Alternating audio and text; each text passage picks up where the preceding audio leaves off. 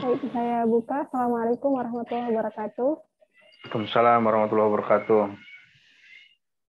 Kamu di mana nih, Mil? Di masjid sekolah ya? Di gazebo, Bang. Oh, Saya harus ngadep ke sini biar nggak silau. nah pas. Alhamdulillah, pada pagi hari ini kita bisa melaksanakan pembelajaran di pertemuan ke-8 ya, Bang ya? Ke 9 apa ya? 9, hari ini ke-9. Dan mudah-mudahan kita terus belajar, naik kelas lagi di dunia jurnalistik gitu. Langsung saja kita juga bersalawat kepada Rasul Muhammad Shallallahu Alaihi Wasallam. Mudah-mudahan kita duduk di sini dalam room ini bagian dari cara kita memantaskan diri untuk menjadi orang-orang yang berkualitas gitu ya. Baik itu di hadapan Allah Subhanahu Wa Taala dan juga di hadapan manusia. Langsung saja pada pembelajaran kali ini dengan Bang Adian. 1 jam ke depan Bang Adian untuk memaparkan materi. Oke, terima kasih, Mila. Assalamualaikum warahmatullahi wabarakatuh. Tabi pun, alhamdulillah, wassalatu wassalamu ala rasulillah wa ala alihi wa sahbihi wa mawalah wa la hawla wa la quwata illa billah. Asyhadu an la ilaha illallah, asyhadu anna Muhammadan abduhu rasulullah nabiyya ba'da amma ba'du.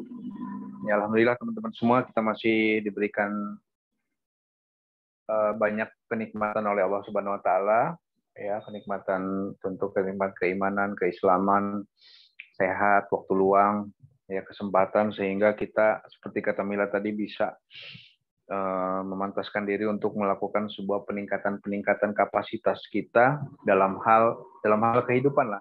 Nah, salah satu poinnya adalah peningkatan kemampuan kita dalam hal jurnalistik, ya, pengetahuan tulis menulis dan sebagainya. Ya, benar-benar seperti kata Pak Kepala Sekolah tadi ya, Mil ya? Iya Bang, betul. Iya, Pak Kepala Sekolah tadi, mudah-mudahan ke depannya ya lebih baik lagi, kemudian mudah-mudahan nanti dengan sudah tatap muka, tugas-tugas Anda tidak akan lebih sebanyak yang Anda terima ketika pelajaran online, pembelajaran jarak jauh, sehingga nanti hari Jumat bisa diatur waktunya untuk kegiatan-kegiatan sifatnya ekstra. Ya, mungkin tidak menutup kemungkinan juga kalau misalnya dalam suatu waktu misalnya kita perlu ketemu ke seluruh, misalnya minggu ini saya ada di kelas 10, itu kan yang kelas 11 memantau lewat online, minggu depannya saya tatap muka dengan kelas 11, kelas 10-nya online juga. Nanti kita lihat gimana peluang-peluang untuk melakukan itu semua sehingga ada perbaikan-perbaikan, ada peningkatan-peningkatan yang kita bisa peroleh dari pembelajaran kita di ekstrakurikuler tentang jurnalistik ini ya teman-teman semua. Nah, hari ini saya coba akan lebih fokus kepada cara-cara kita melakukan penulisan artikel yang berupa resensi buku. Nah, kemarin mungkin sudah saya sampaikan sedikit. Hari ini akan saya lebih gamblangkan lagi bagaimana teknik atau kiat kita dalam menulis resensi buku ya. Karena memang yang paling lazim di media massa, baik itu lomba-lomba menulis resensi, lazimnya memang yang dicari orang itu resensi buku. Banyak penerbit-penerbit itu juga mengadakan lomba-lomba resensi buku. Dalam artian mereka kepingin buku mereka dibaca oleh banyak orang, kemudian diperlombakan. Nah, yang paling bagus melakukan sebuah review, melakukan sebuah penilaian atas isi buku itulah yang nanti kemudian dinyatakan sebagai pemenang gitu. Nah, kemudian juga di media-media online yang lain, kemudian ada di beberapa koran-koran juga yang masih tumbuh sekarang, yang masih bertahan sekarang juga membutuhkan juga artikel-artikel yang sifatnya dia resensi buku, mereview resensi buku. Sebetulnya sederhananya adalah resensi itu dia menceritakan ulang ya. Seperti kita misalnya Anda habis baca satu buah cerpen misalnya, tidak terlalu panjang, mungkin 700 sampai 800 kata, kemudian Anda pahami itu, kemudian ditutup, kemudian Anda datangkan teman 4-5 orang, kemudian Anda bercerita mengenai isi cerpen itu. Dasar-dasar meresensinya itu sebetulnya di situ, kita menceritakan ulang apa yang sudah pernah kita baca, apa yang sudah pernah kita simak, apa yang sudah pernah kita rasakan ketika kita membaca satu karya itu. Kemudian kita ceritakan ulang. Dasar-dasar resensi buku sebetulnya ada pada pada poin itu. Jadi resensi buku lebih pada penceritaan ulang kita terhadap isi buku yang pernah kita baca. Buku apa saja? Buku-buku yang sifatnya dia populer ya. Tentu bukan, ya buku pelajaran juga bisa, cuma kayaknya nggak begitu lazim, bahkan nggak lazim kalau misalnya ada resensi buku pelajaran di media massa besar, itu relatif nggak ada. Nah, tentu yang dibutuhkan kalau misalnya kita kepingin karya berupa resensi buku kita itu dimuat oleh media massa, baik koran, majalah, media online, dan sebagainya, kiat yang pertama itu tentu buku yang kita pilih adalah buku-buku yang baru, buku-buku yang memang tahun terbitnya, misalnya sekarang kita mau nulis resensi buku tahun ini, tahun 2001. Setidaknya kita mesti beli atau pinjam atau memiliki buku yang juga terbitannya di tahun 2021. Sehingga durasinya dengan saat kita menulis ini tidak terlalu panjang, tidak terlalu jauh. Jadi kita perlu cari buku baru gitu. Nah, buku-buku yang seperti apa yang dibutuhkan? Lazimnya memang buku-buku yang sifatnya dia populer ya, buku-buku yang sifatnya humaniora, tentang sosial kemasyarakatan, kemudian tentang politik mungkin, tentang tentang perjalanan, tentang biografi, tentang autobiografi, juga bisa tentang sejarah misalnya, bisa juga tentang sosiologi, antropologi, kemudian hal-hal sifatnya lebih populer gitu, buku-buku agama misalnya, itu juga buku-buku populer yang dia ditulis oleh para pengarangnya, oleh para penulisnya untuk menjawab kebutuhan di lapangan. Misal Anda perhatikan saja misalnya ketika bulan Ramadan tuh mau masuk, sebulan sebelum Ramadan itu buku-buku baru tentang Ramadan dia mulai banyak diterbitkan oleh para penerbit, karena mereka menyasar orang-orang yang masih memungkinkan untuk membeli buku dan mengambil intisari pelajaran dari buku yang mereka beli gitu. Atau misalnya dalam momen-momen tertentu gitu. Nah, ya buku yang mesti diresensi yang klasifikasinya dibutuhkan oleh media massa yang seperti saya sampaikan tadi. Ya buku-buku yang sifatnya dia populer. Bisa juga dia yang sifatnya genrenya sastra. Misalnya novel, kumpulan cerpen, kumpulan puisi, atau misalnya catatan perjalanan, dan sebagainya. Ya kalau Anda sering misalnya teman-teman rajin ke toko buku, itu pasti akan kelihatan dia buku-buku baru. Ya itulah buku-buku yang bisa kita resensi. Buku-buku yang bisa kita nilai, buku-buku yang bisa kita jadikan sebagai sebuah bahan tulisan. Ya. Apalagi kalau yang dia memang misalnya masuk dalam kategori bestseller ya, penjualan terbaik. Bestseller itu istilah untuk buku yang penjualannya bagus. Kayak mana ukuran penjualannya? Biasanya satu buku itu dicetak oleh satu penerbit pakai mesin yang besar, itu begitu keluar sekali produksi itu sekitar 5.000 eksemplar. Selesai 5.000 eksemplar. Nah, dalam durasi tidak terlalu lama, 5.000 eksemplar itu terserap oleh pasar.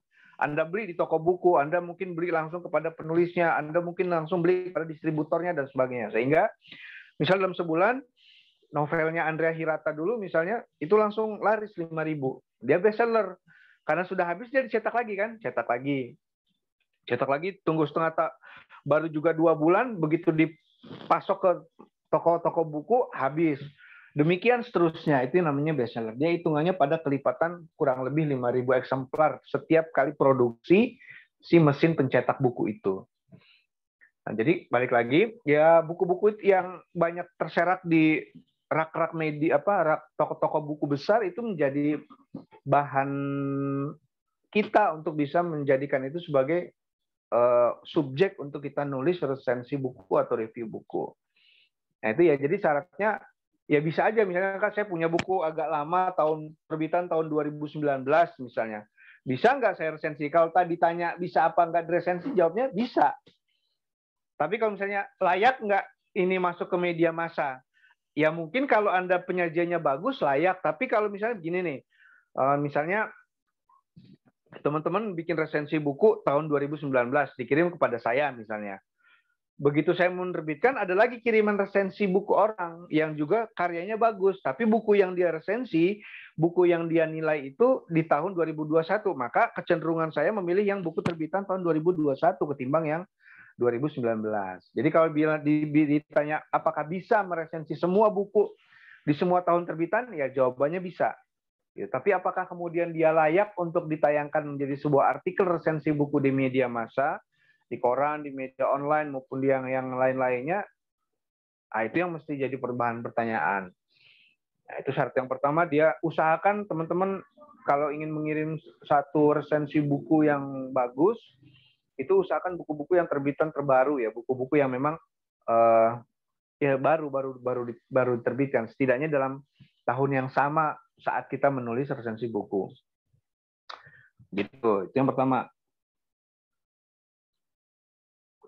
Yang kedua, tentu bukan sekadar kita pengen meresensi buku saja, tapi buku yang kita beli itu bagusnya juga, bukan bagusnya ya, memang harusnya kita baca sampai habis. Soal teknik membacanya seperti apa ya, itu kita serahkan sama masing-masing. Ada orang yang punya teknik membaca cepat misalnya.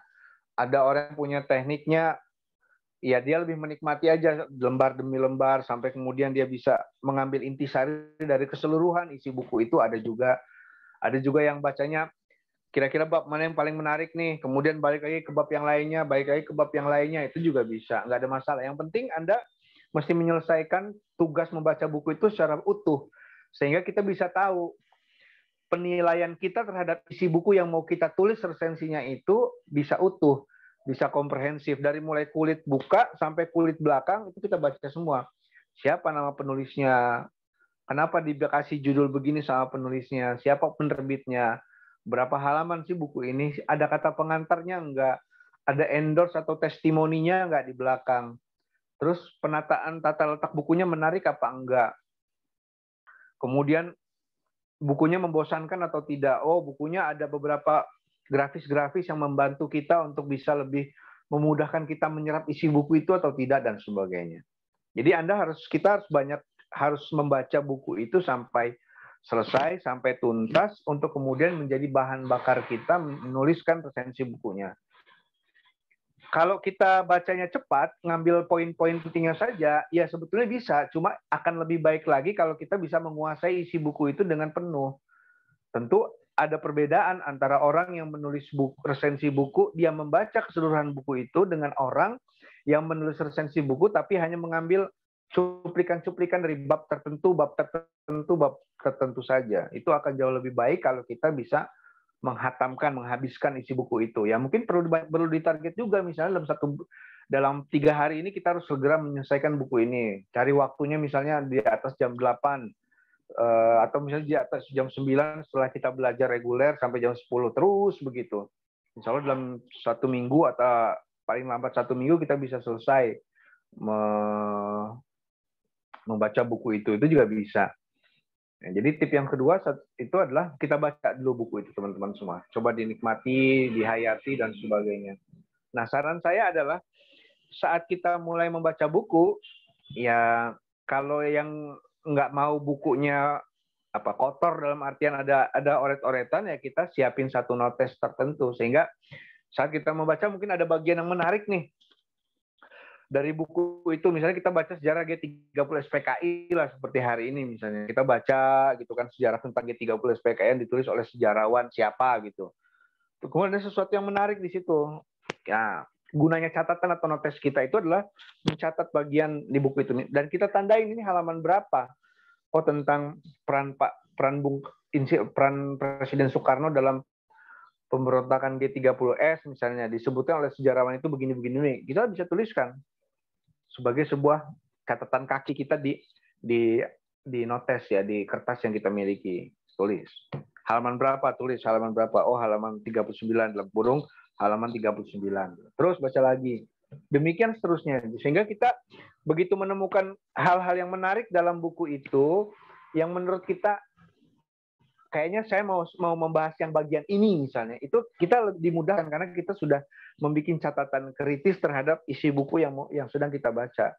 Tapi kalau misalnya kita membacanya sambil menikmati aja, baca gitu kan, begitu kita mau nulis kita lupa gitu, tadi di halaman berapa ya. Tapi kalau kita mulai menandai buku itu dengan catatan khusus kita bisa mengetahui, oh yang disebutkan tentang peran peran ulama dalam membangun negara dan menjaga kedaulatan NKRI, kemudian juga ikut dalam penumpasan TG30 SPKI dan sebagainya, itu ada di halaman sekian gitu. Jadi kita lebih mudah untuk melakukan penelusuran terhadap poin-poin yang menurut kita tadi menarik, tapi kita nggak bikin catatannya. Nah, itu akan lebih baik ketika kita sambil baca, kita ini kan. Atau misalnya kalau kita agak malas bikin kayak begitu, ya ditandain aja bukunya. Tapi saran saya tidak usah dengan melipat, kemudian menandai, sehingga bukunya bukan jadi rusak sih, tapi nggak enak aja dipandangnya. Anda pakai aja beberapa kertas-kertas kecil untuk bisa menandai bagian-bagian mana yang kira-kira nanti mau Anda buka lagi sebagai bahan kita untuk menulis resensi buku. Buka. Jadi tidak melipat di ujung misalnya, atau melipat separuh, sehingga kita jadi rusak bukunya, jadi performanya jadi turun gitu. Ya. Setelah kita sudah selesai baca semua, udah. Nah, itu tadi sama kayak kita waktu bikin artikel gitu kan, dari keseluruhan bacaan ini kita kan pasti punya satu bagian yang menurut kita mau kita angkat nih. Kan kita tidak meresensi buku itu, teman-teman, tidak semuanya harus kita tulis, Gim. Kalau Anda menceritakan ulang itu namanya mengcopy paste, dia bukan meresensi. Yang disebut meresensi itu menceritakan pokok-pokok dalam isi buku, ya, kemudian kita mulai mengulasnya dengan opini yang kita punya. Apa pendapat kita terhadap isi buku itu? Misalnya, bagian mana yang menurut kita paling menarik, bagian mana yang menurut kita paling kuat dari buku ini, kemudian bagian mana menurut kita yang ada cacatnya buku ini, bagian mana yang menurut kita di buku ini yang paling layak untuk dibaca orang, dan sebagainya. Jadi catatan-catatan kritis kita terhadap isi buku itu juga perlu kita sampaikan. Nah, tadi sudah baca, mulai kita, nah bagian mana nih yang mau kita bikin resensinya. Atau teman-teman sudah punya gambaran judul, itu malah lebih bagus lagi ya. Saya ingin teman-teman membiasakan juga ketika menulis satu karya itu judul itu sudah ditulis. Ya, karena kalau judul sudah ditulis, teman-teman sudah punya semangat untuk bisa menyelesaikan karya itu, karena judul yang ditulis itu dia menjadi panduan. Kita mau ngomong apa, kita mau nulis apa. Tapi kalau kita membiarkan judul itu liar, nanti aja deh akan ketemu di bagian-bagian akhir. Itu juga bisa, nggak ada masalah. Sepanjang kita kan, yang penting kan tulisannya selesai, resensinya selesai. Mau judulnya di bagian akhir kayak, judulnya di bagian awal kayak, terserah. Tapi yang memudahkan kita adalah ketika teman-teman sudah bikin judul di awal. Misalnya habis membaca buku tentang G30 SPKI, kita langsung punya judul, gini aja judulnya. Memaknai kembali peristiwa G30 SPKI. Ya, bagus tuh judulnya, ada kata kerja. Nah, judul-judul dalam resensi buku itu hampir sama dengan judul-judul yang opini yang pernah saya sampaikan 2 minggu yang lalu. Judulnya tidak usah terlalu panjang. Misalnya menggunakan kata kerja aktif, baik kata kerja dasar maupun kata kerja dengan awalan me misalnya. Misalnya memaknai kembali peristiwa G30 SPKI, atau ada buku soal ekonomi syariah misalnya, kita bikin judul plus minus ekonomi syariah di Indonesia misalnya. Kemudian ada novel baru misalnya, katakanlah siapa yang novel Islami misalnya kayak Helvitiana Rosa atau Asma Nadia bikin novel, kemudian kita bikin resensinya, catatan kritis atas novel Asma Nadia misalnya, itu juga bisa. Nah, begitu judul sudah dibikin, mulai ya, dibikin aja kerangka-karangannya, kira-kira poin-poin mendasar yang mau kita sampaikan itu apa. Nah, udah mulai buka lagi catatannya sambil kita bikin catatan baru. Apa catatan baru ini gunanya? Sebagai kerangka karangan hal-hal apa saja yang mau kita tulis dalam resensi buku ini. Oh, misalnya keunggulan buku ini, 1, begini, 2, 3, kelemahan buku ini pada ini. Tampilan secara umum oke, font bagus, tapi cara penyajian grafisnya kurang begitu baik. Beberapa halaman kotor karena tintanya tidak begitu rapi, misalnya, nggak apa-apa. Jadi kita perlu resensi itu ya keseluruhan, baik dia konteks sama isi buku maupun hal-hal teknisnya.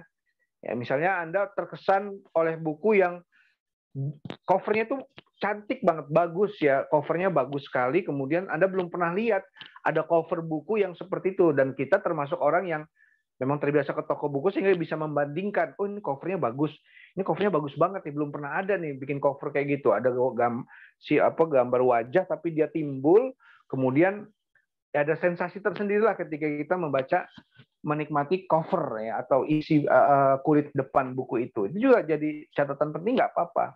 Jadi semua hal tidak hanya terkait soal cerita dalam buku itu, tapi juga hal-hal non teknis ya yang tidak berkaitan sama cerita, misalnya dari covernya, pilihan fontnya, kemudian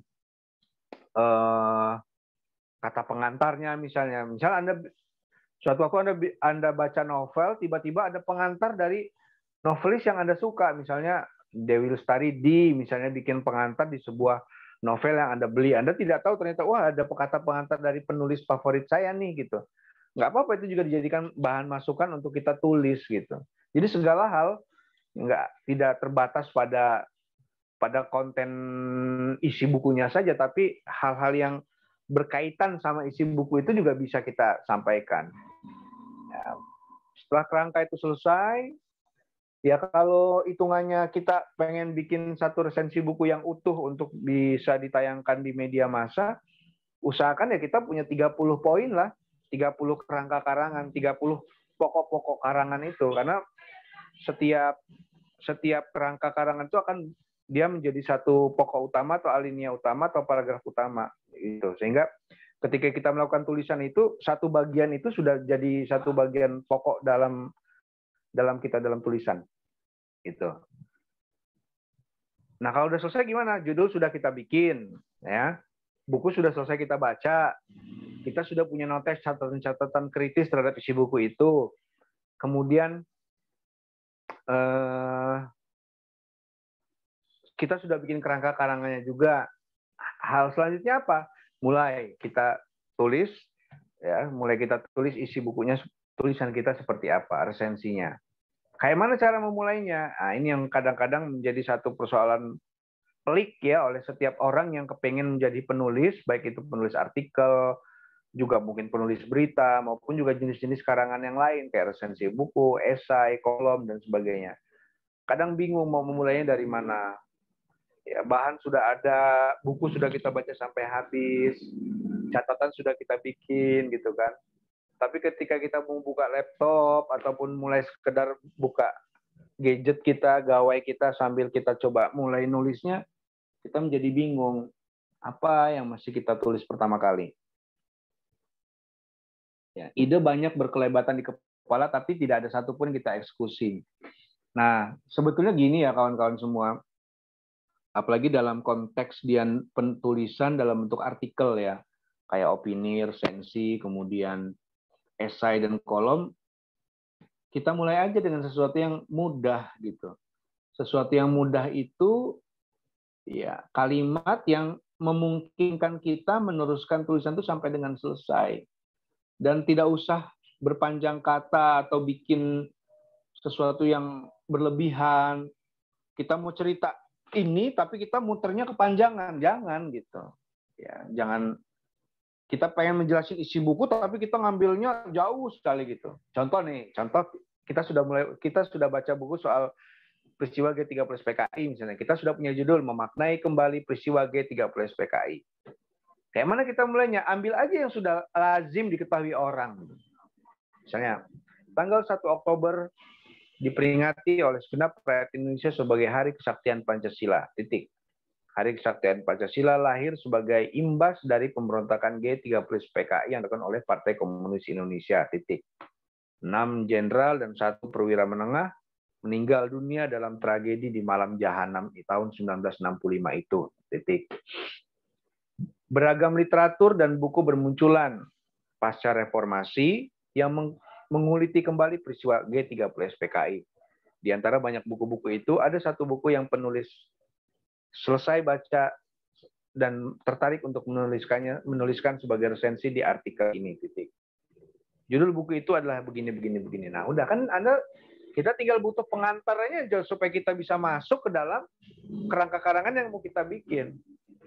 Misalnya, si penulis buku ini memaparkan beberapa hal yang menurut penulis menurut saya sangat menarik misalnya. Pertama apa peran Bung Karno di sini diceritakan banyak lah. Anda tinggal ceritain aja yang tadi bahan Anda baca tadi ya keluarin semua di artikel itu.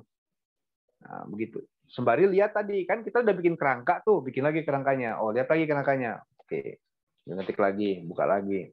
Jadi upayakan seluruh kerangka karangan karena dia pokok-pokok pikiran yang mau kita sampaikan di resensi itu masuk semua ke dalam tubuh artikel yang kita bikin sehingga kerangka yang sudah kita sajikan tadi ya itu memang terwujud dalam bentuk narasi di resensi yang kita bikin gitu dibikin nah supaya gampang ini juga tips kita untuk memperbanyak kata memperbanyak kalimat dalam hal penulisan. Anda bikin nomor misal ya nomor itu misalnya untuk kelebihan buku itu keunggulan buku itu apa sih ya dan alasan kita untuk menyajikan itu sehingga orang tertarik baca buku itu apa sih gitu. Bikin aja. Masukin dalam tulisan kita. Buku ini memiliki beberapa keunggulan-keunggulan dibandingkan dengan buku sejenis yang pernah terbit sebelumnya. Titik. Ya, setidaknya saya mencatat ada 4 poin penting keunggulan buku ini jika dibandingkan dengan buku-buku sejarah lainnya berkenaan dengan peristiwa G30 SPKI. Titik. 1. Nah, dan 1 dipaparkan. Tapi Anda jangan memaparkan poin-poinnya saja. Begitu misalnya 1. Buku ini jauh lebih komprehensif dan punya nilai sejarah dengan sumber-sumber sejarah yang valid. Titik. Nah, ceritain gitu kan. Misalnya dalam halaman sekian, penulis buku ini mewawancarai salah seorang dokter yang bertugas ketika penggalian atau mengotopsi jenazah 7 pahlawan revolusi itu. Nah, ia mengatakan, nah gitu. 2. Jadi semakin banyak Anda bikin nomor dan Anda jabarkan, tulisannya akan semakin panjang. Jadi nggak cukup misalnya 1, 2, 3, ya Anda jabarkan aja. Ya, jabarkan sendiri gitu dengan gaya bahasa kita sesuai dengan hasil pembacaan kita terhadap isi buku itu. Ya. Itu tips yang keberapa tuh? Sudah keempat kan? Sudah bikin judul, sudah bikin kerangka. Ya mulai tadi dimulai. Bikin kalimat awal lead ya yang gampang-gampang aja. Jangan bikin sesuatu itu ruwet gitu. Kak, kalau saya mau to the point kayak mana? Ya udah nggak apa-apa gitu kan. Saya kayaknya nggak bikin ke media masa dulu deh. Saya pengen posting ini di Instagram atau di Facebook saya. Ya nggak apa-apa. Itu jauh lebih lentur. Karena kalau di media sosial kan Anda lebih bebas. Anda tidak usah terpaku sama hal-hal yang sifatnya dia harus kayak media massa gitu. Ya nggak begitu juga. Tapi karena kalau kita kepingin itu dimuat di media massa, media online, koran dan sebagainya, ya harus ikut standar yang berlaku gitu. Tapi kalau Anda hanya pengen teman-teman hanya pengen ini untuk menjadi koleksi di media sosialnya, ngisi di Facebook, Instagram ataupun ngisi di blognya ya nggak apa-apa. Jauh lebih gampang itu. Kayak mana sih kalau gitu? Ya udah langsung aja to the point.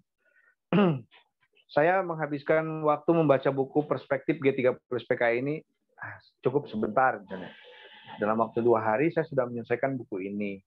Dibandingkan dengan buku-buku sejarah yang pernah kita pelajari waktu SD, SMP, dan SMA, buku tentang G30 SPKI yang kali ini saya baca berbeda. Penulisnya namanya si ini menyajikan buku ini dengan sumber-sumber atau referensi sejarah yang sangat terpercaya dan sudah diverifikasi misalnya.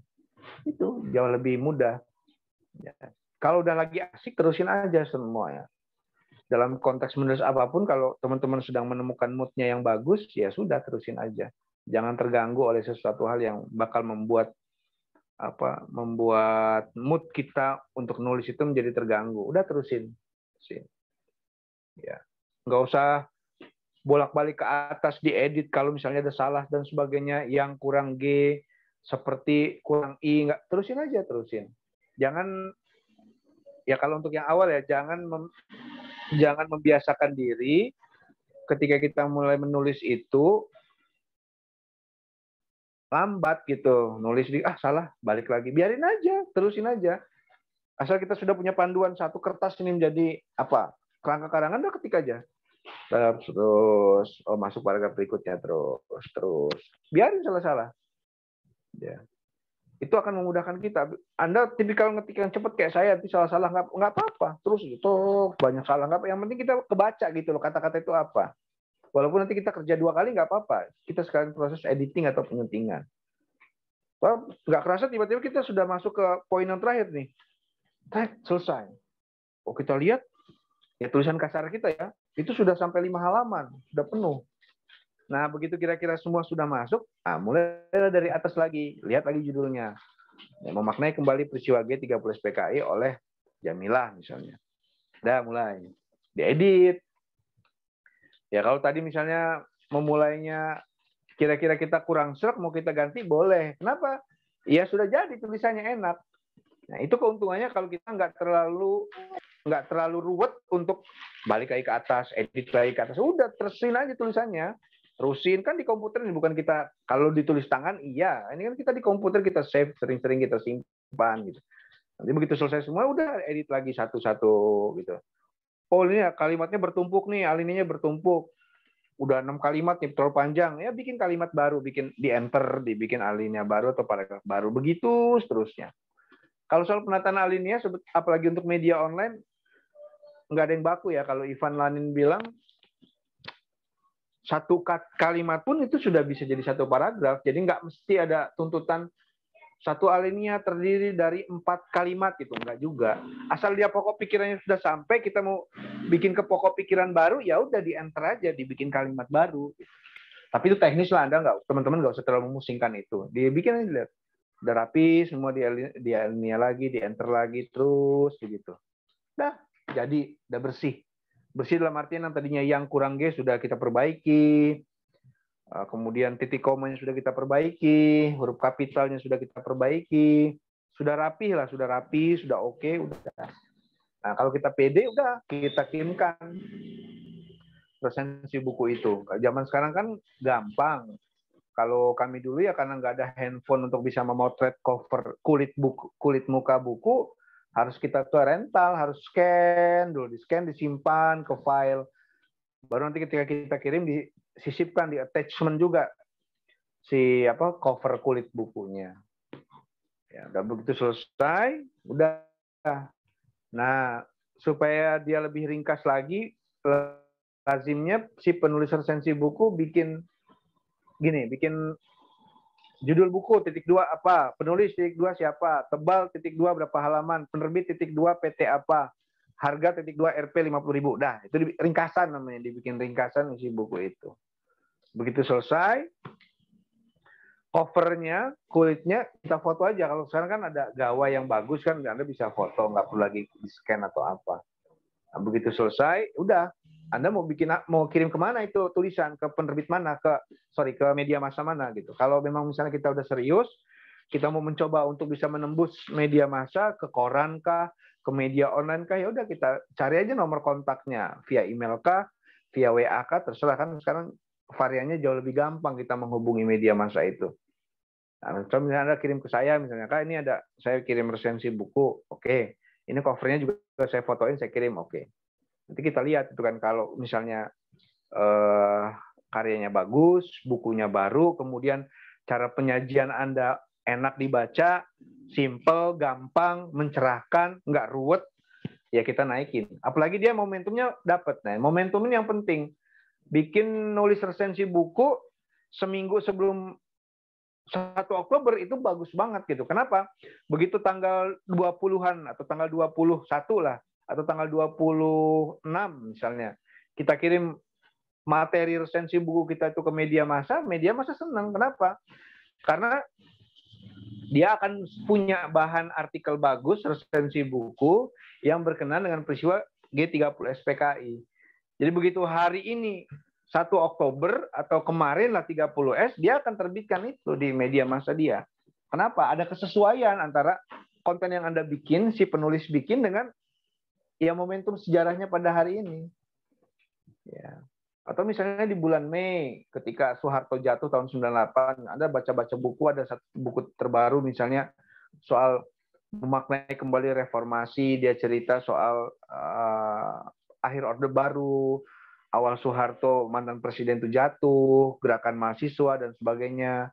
Anda baca buku itu, kemudian menarik, banyak sisi positifnya, Anda bisa bikin itu menjadi sebuah resensi buku, maka begitu katakanlah tanggal awal-awal Mei, karena Soeharto jatuh di bulan Mei, ya itu dikirim beritanya, tulisannya.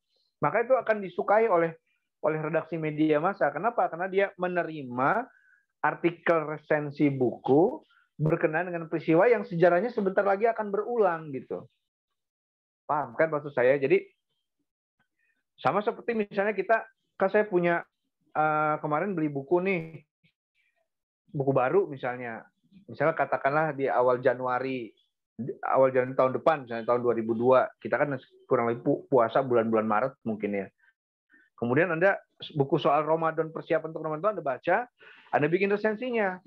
Nah, itu sangat bagus gitu. Kenapa sangat bagus? Karena sebentar lagi akan Ramadan dan media massa membutuhkan artikel-artikel baru yang segar, yang mencerahkan berkaitan dengan datangnya bulan Ramadan. Tidak hanya berkaitan dengan berita dan artikel lain, tapi juga artikel-artikel yang di luar berita kayak resensi buku dan sebagainya, dia juga butuh gitu. Maka ketika kita menawarkan resensi buku kita yang tulisan sudah bagus dan sebagainya, bukunya pun baru, dan dia berkesesuaian dengan momentum yang akan datang ini bulan Ramadan, ya pasti akan hampir ya peluangnya besar untuk dimuat gitu. Kenapa? Karena dia ada kesesuaian. Ya, sudah bukunya baru, temanya tentang Ramadan, dan sebentar lagi Ramadan akan datang, begitu Anda kirim, ya redaksi media massa punya stok untuk tulisan itu dimuat di bulan Ramadan, dalam konteksnya dia resensi buku. Atau misalnya tentang hari pendidikan nasional, atau tentang hari anak, atau tentang hari macam-macam lah. Nah, yang terbaru ini kan soal Sumpah Pemuda kan, 28 Oktober. Sumpah Pemuda itu kita bisa angkat tentang Sumpah Pemudanya, kita bisa angkat tentang bahasa, kita bisa angkat tentang bangsa dan sebagainya. Jadi misalnya Anda bikin di bulan, katakanlah hari ini Anda ke Gramedia. Di Gramedia tiba-tiba ada buku tentang narasi soal bahasa gitu. Dan itu ada kaitannya sama 28 Oktober. Dah beli, baca, bikin resensinya. Ya. Kemudian kirim secepat-cepatnya. Ya sebelum tanggal 28 Oktober tentu saja. Ya dia kan peluang dimuatnya akan lebih besar. Kenapa? Karena bukunya buku baru, temanya soal bahasa. Dan bahasa adalah bagian penting dari kesepakatan Sumpah Pemuda 28 Oktober 1928. Jadi begitu Anda kirim kata tanggal 26 aja, begitu redaksi lihat, dia akan langsung tertarik. Udah hampir pasti itu akan diturunkan. Ya paling diedit dikit, kalau tulisan itu belum begitu bagus, dia akan olah itu, diedit, dipoles-poles sana sini sehingga tulisan kita layak gitu. Nah, itu yang saya maksud bahwa resensi ini punya kesesuaian antara momentumnya apa, bukunya buku baru apa, dan cara penyajian kita terhadap resensi itu. Sebetulnya ini jauh lebih, ketimbang yang kemarin kayak opini, menurut kalian ini jauh lebih gampang. Menurut resensi jauh lebih gampang, karena kita tinggal menceritakan ulang, sama kayak kita bikin berita lah. Cuma ini kan menceritakan ulang isi buku, keunggulannya apa, kelemahannya apa, kemudian rekomendasi kita terhadap isi buku itu apa. Misalnya buku ini direkomendasikan buat kamu yang memang menyukai sejarah, sebab buku ini memberikan perspektif yang baru terhadap sejarah, khususnya berkaitan dengan peristiwa G30 SPKI misalnya, atau peristiwa Sumpah Pemuda 28 Oktober 28. Gitu. Jadi ada keterkaitan yang erat antara momentum yang akan kita temui dengan artikel resensi buku yang kita bikin gitu. Paling gampang itu sih kalau tipsnya ya, setelah kita beli atau buku itu kita miliki, kita baca sampai habis, kita bikin judulnya, kita bikin kerangkanya, mulai nulisnya satu paragraf demi paragraf, nggak usah ribet naik-naik ke atas untuk diedit, selesaikan aja dulu semua. Begitu selesai diedit semua yang rapi, ya kasih ikhtisar, kasih rangkuman yang dikit kan, misalnya judul buku apa, penulisnya apa, penerbitnya, harga berapa, tebalnya berapa halaman, baru kemudian kita kirim. Disertakan juga dengan foto cover dari buku yang kita kirim. Ya. Dan kalau itu sesuai sama momentum sejarahnya yang akan datang sudah dekat seperti ini, ya peluang dimuatnya akan jauh lebih besar. Tapi kalaupun itu enggak juga apa-apa. Saya punya novelnya siapa misalnya, Afu Adi, Anak Rantau, bisa ada resensinya, udah bikin aja resensinya. Ya. Jadi dia tetap punya kans, tetap punya peluang untuk dimuat. Ya tentu ini menjadi hal yang lebih mudah dilakukan oleh teman-teman kalau teman-teman punya kebiasaan membaca, ya punya kebiasaan membeli buku gitu. Dalam serbuan zaman digital, pesan saya sebetulnya tetap penting juga, bukan tetap penting juga, tetap penting kita bisa memiliki buku yang sifatnya dia teks ya, fisik gitu, bukan lagi e-book ya, tapi dia memang buku yang dijual di toko buku dan sebagainya. Kenapa itu penting? Karena dia ya satu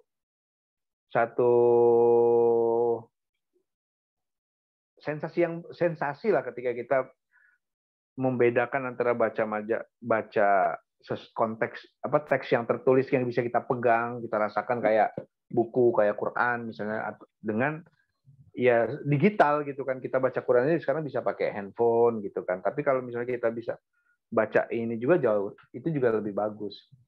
Ya, tapi tidak menutup kemungkinan juga kalau misalnya teman-teman lebih menyukai mengunduh beberapa buku-buku yang secara legal ya, formal bisa kita unduh ya dalam bentuk e-book.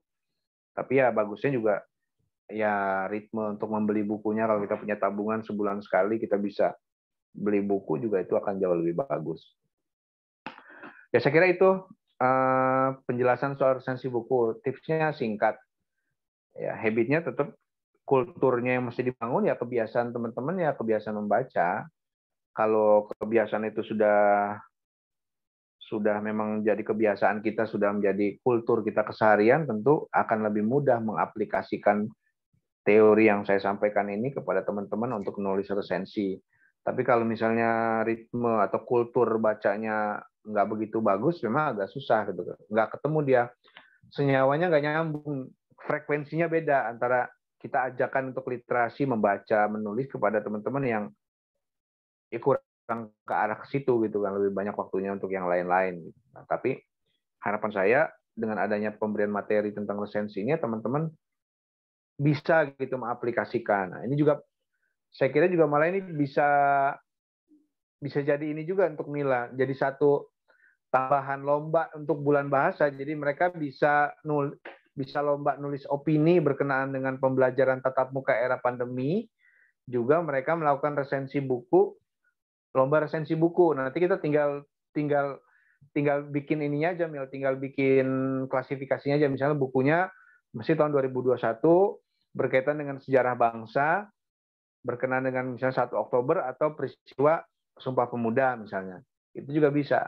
Atau misalnya buku-buku sastra, terserah lah. Yang penting kita kan menggerakkan, menggelorakan supaya teman-teman adik-adik ini bisa mentas gitu, punya karya baik dalam bentuk resensi buku maupun dalam bentuk opini yang memang didorong, dipaksakan karena memang nanti sekolah yang akan mengadakan, sehingga semua mau nggak mau harus ikutan gitu, karena ini menjadi bagian dari intrakurikuler, tidak atau kokurikuler lah, tidak lagi menjadi bagian dari ekskul. Meskipun untuk teman-teman yang ekskul saya kira justru menjadi sebuah keuntungan gitu, sudah dapat teorinya, sekarang tinggal dipraktekkan dalam bentuk penulisan yang itu dilombakan oleh pihak sekolah. Pas jam. Saya kira itu dulu, Mil ya. Silakan kalau ada yang mau ditanyakan. Dari saya cukup sekian dulu. Assalamualaikum warahmatullahi wabarakatuh. Waalaikumsalam warahmatullahi wabarakatuh. Nah, ini banyak sekali ya hari ini Mila secara pribadi mendapatkan ilmu baru ya dari Bang Adian, dan tentunya Mila akan mereview dikit Bang ya apa yang tadi Bang Adian sampaikan. Pertama terkait dengan meresensi buku. Artinya secara bahasa singkatnya atau sederhananya itu menceritakan ulang apa yang pernah kita baca, kita simak. Dalam hal ini adalah buku. Jadi apa yang kita baca. Tentunya yang kita baca itu dan mau diresensi atau direview bukunya adalah buku-buku yang populer. Yang genrenya boleh sastra, juga boleh buku-buku yang memang dirasa dinilai itu punya nilai tertentu dan momentum tertentu. Kemudian langkah-langkahnya gimana gitu kan ya. Tentunya kita harus punya buku ya. Kalau kita jarang baca buku ya apa yang mau gue tulis kalau nggak ada yang gue baca gitu, bahasa sederhananya gitu. Kemudian juga di awal ini yang harus kita lakukan, kita harus menentukan judul dulu. Nah gitu kan ya, judul dulu, baru kemudian kita masuk ke tulisannya, Dan tentunya ada poin-poin yang mau disampaikan kepada pembaca yang nanti akan membaca tulisan kita gitu. Kemudian yang paling penting bagi kita bahwa tulisannya itu harus rapi dan jangan sampai tulisannya mengandung sara, mengandung unsur pornografi, dan tentunya di sini sesuai dengan momentum yang kita akan capai ya. Ini ide baru juga Bang buat saya pribadi. Kayaknya gue harus nulis 1 Oktober nih gitu. Dan kita masih punya momentum di tanggal 28 Oktober mendatang. Mudah-mudahan kita bisa bertemu ya Bang ya. Dan sangat mencerdaskan sekali pertemuan hari ini. Mudah-mudahan teman-teman yang masih di kolam renang juga menyimak dengan baik. Ya, tentunya yang paling penting dalam proses ini adalah segala sesuatu yang bisa dituliskan berbanding lurus dengan apa yang kita baca gitu. Demikian itu Bang yang bisa Mila tangkap, dan teman-teman kalau ada yang mau ditanyakan terkait dengan meresensi buku ini diperbolehkan langsung mengaktifkan audionya.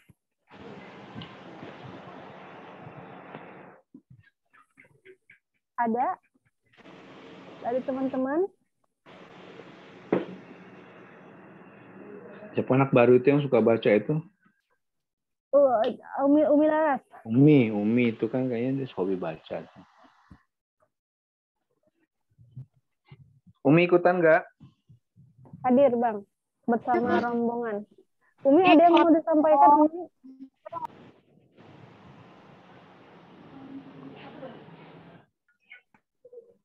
Silakan Mi.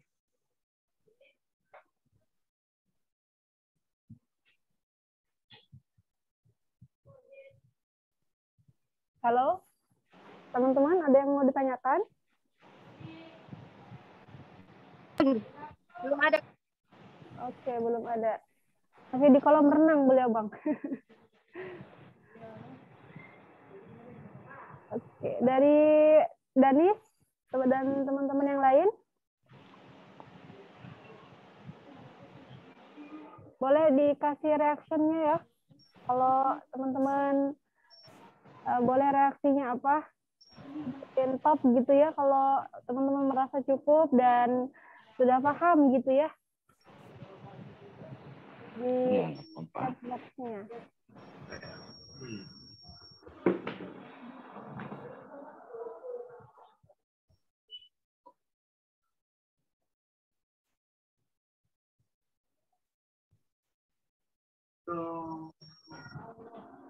Gimana teman-teman? Cukup? Ya udah nggak apa, udah paham kali mereka. Allah ya. Dan sejauh ini kalau saya tanya ke beberapa teman-teman yang ada di sini Bang ya, apakah materi yang disampaikan itu bisa dimengerti? Mereka sangat memahami dan bahasa yang digunakan Bang Adian pun sangat friendly gitu ya. Sangat mudah dimahami oleh mereka. Hanya tadi ada salah satu teman di sini yang dari kemarin tuh saya bingung mau wawancarai siapa gitu. Itu belum selesai masalahnya di situ ya. Apa ya? Bisa kita arahkan ke guru mungkin ya Bang ya? Iya, gitu aja. Mereka yang kira-kira teman-teman sulit untuk ini, cara paling gampang ya coba ke guru. Nanti mungkin bisa Mila langsung dipilah aja sih ini ke sini, atau misalnya 3 orang siswa ke 1 guru misalnya, nggak apa-apa, sehingga nggak terlalu ribet kan. Jadi kalau misalnya kita punya katakanlah belasan orang di kelas 11, kita bagi aja ke 4 guru, pecah aja 4 orang ke guru A, 4 orang ke guru B, 4 orang ke guru C gitu kan. Konteks materinya seperti yang saya sampaikan kemarin lah soal profilnya, lebih pada kehidupan orang itu gitu kan, nggak apa-apa, sehingga mereka juga tetap punya karya ya lah selama ikut ekskul jurnalistik ini. Iya. Ya, itu mungkin nanti Mila coba Bang ya, bagikan kelompoknya, nanti Mila juga berkomunikasi dengan kepala sekolah. Gitu. Ya paling kalaupun misalnya nggak ada pertanyaan, saya ingin menegaskan tadi, tinggal disampaikan kepada Pak Kepala Sekolah, mumpung ini kan masih awal Oktober kan, untuk persiapan kita lomba tadi menjelang 28 Oktober. Ini kan Mila bisa uru-uru dari sekarang, kemudian nanti ya kan jurinya kan juga bisa saya, nggak ada masalah itu. Iya. Mau dibikin internal dulu kah boleh, atau misalnya mau sekalian gaungnya buat untuk Darul Ilmi minimal untuk sekolah-sekolah yang berbasis Islam terpadu boleh, atau langsung dibikin pengumuman luas aja, jadi kita tidak perlu mengundang secara surat meskipun suratnya online kepada satu sekolah, langsung aja diumumkan di media sosialnya Darul Ilmi, menyambut Hari Kesaktian Pancasila. SMA Darul Ilmi menyelenggarakan 2 buah lomba. Pertama, lomba menulis opini dengan tema kebangsaan, bahasa, dan tanah air. 2, lomba resensi buku mengenai Sumpah Pemuda, bahasa, dan kebangsaan misalnya. Nanti tinggal dikasih penjelasan, misalnya tema panjang tulisan sekian kata, kemudian juga dikirimkan ke email ini, dicantumkan juga nama lengkap dan biodata ringkas dari si penulisnya. Nah, khusus buat teman-teman yang ikut ekskul, kalau yang lain kan boleh-boleh aja tuh, mubah istilahnya. Nah, buat teman-teman yang ikutan ekskul, dikasih kewajiban gitu kan, sehingga setidaknya kalau misalnya peserta dari luar sekolah kita minim yang mengirim, tapi di internal kita kan semuanya kirim. Meskipun dia ada unsur tekanan, paksaan ya nggak apa-apa, pressure gitu kan, supaya juga teman-teman bisa pecah telur gitu, yang selama ini belum pernah bikin tugas, sekalinya bikin tugas, bikin apakah dia mau pilih resensi buku, apakah dia mau pilih tentang penulisan opini gitu, sehingga ini juga bisa menjadi soal mereka menang atau tidak itu nanti nomor 2, tapi setidaknya kita bisa usulkan ini mereka yang ikut lomba itu dikasih nilai lebih untuk dia masuk ke dalam nilai intra atau core kurikuler di bahasa Indonesia di tiap kelasnya, itu kan bisa tuh. Jadi teman-teman juga terpacu semangat bahwa wah kalau saya nggak kirim bisa nilai bahasa Indonesia saya misalnya atau PPKN saya nggak begitu besar dibandingkan mereka yang kirim tugas. Jadi lebih meriah. Mau kalau saran saya langsung dibuka aja pengumuman untuk umum nggak apa-apa, tapi kita di internal Darul Ilmi sudah dinyatakan sebagai sesuatu yang wajib. Jadi untuk yang kelas 10, kelas 11 wajib ikutan gitu kan lomba itu, lomba resensi buku, atau misalnya kalau nggak mau resensi buku kita fokus ke penulisan opini soal Sumpah Pemuda juga nggak apa-apa, masalah. Itu aja Mila. Ya, baik Bang. Tidak ada lagi, mungkin kita cukupkan Bang ya. Ya, oke. Dan saya cukup sekian teman-teman semua. Mudah-mudahan ada manfaatnya. Ya terus semangat. Mudah-mudahan nanti kalau sudah tatap muka kita bisa ketemukan jadwal supaya lebih enak, ya supaya lebih nyambung juga. Mungkin kalau pertemuan tatap muka dengan beberapa orang ada yang lebih bisa kita dorong supaya bisa lebih punya karya gitu. Oke, dari saya cukup sekian. Assalamualaikum warahmatullahi wabarakatuh. Waalaikumsalam warahmatullahi wabarakatuh. Baik teman-teman, ya silakan Bang. Teman-teman kita tutup dengan hamdalah. Alhamdulillahirabbil alamin. Subhanakallahumma wa bihamdika asyhadu an la ilaha illa anta astaghfiruka wa atubu ilaik. Saya Mila selaku moderator di pembelajaran kali ini. Mila tutup dengan salam. Assalamualaikum warahmatullahi wabarakatuh.